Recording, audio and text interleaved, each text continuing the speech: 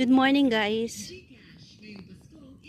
Ito pala yung mga strawberry natin na nakalagay sa seedling bag.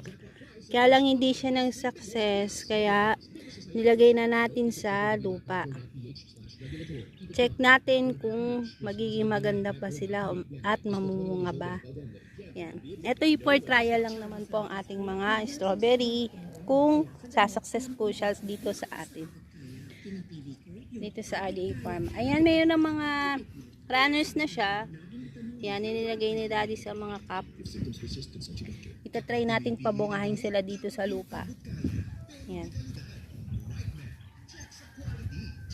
Ilan ba sila? 1, 2, 3, 4, 5, 6, 7, 8, 9, 30, 14, 15.